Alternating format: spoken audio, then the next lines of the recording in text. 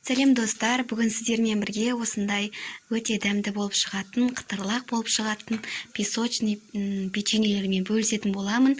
Ең қызығы, бұл өте оңай дайындалады. 5 минуттың ішінде дайындауға болады. Менімен бірге жасап көріңіздер, видеоны соңына дейін қарап шығыңыз. Ең алдымен бізге ұн, сары май, маргарин болса да болады, разрыхитель, ванилин, сахарный пудра және де жұмыртқаның 2 ағы қажет болады. Ең алдымен сары майымызды салып араластырып аламыз, миксерлейміз. Міндетті түрде үй температурасында жұмсақ болып тұруы қажет.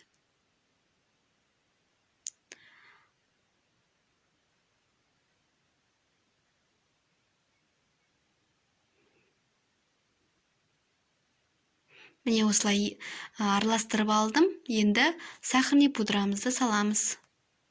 Астына құрамының барлығын жазып қоятын боламын. Содан оқып, содан қарап жасасаңыздар, сіздерде де шығады.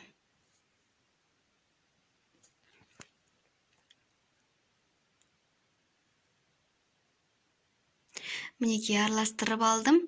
Жақсылап езіп араластырып алу қажет. Ендігі біздің сары жұмыртқамыз салып, жұмыртқаның ағын салып, қайтадан миксерлейміз.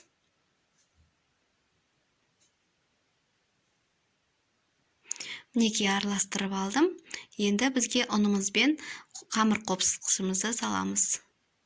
Егерде ванилин болмаған жағдайда ол қатты маңызды емес.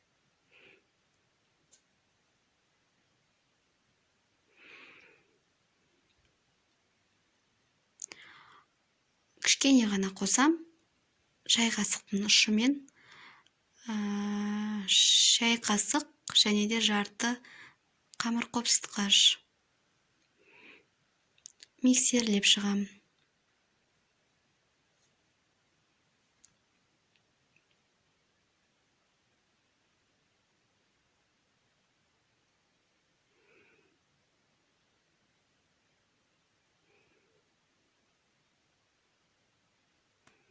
Міне менде осындай біркелкі масса болып шықты.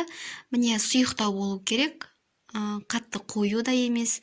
Өйткені біз оны мушогымызға салып, қолымызбен сығатын боламыз.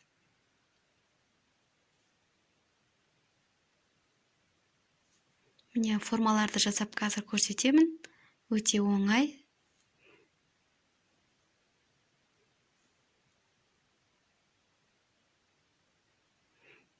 Бірінші жасағаным көрінбей қапты. Мінекей осылай жасап шығасыздар. Өздеріңіздің ойларыңызға байланысты әртүрлі формада жасасаңыздар болады. Міне осылай жасап шықтым.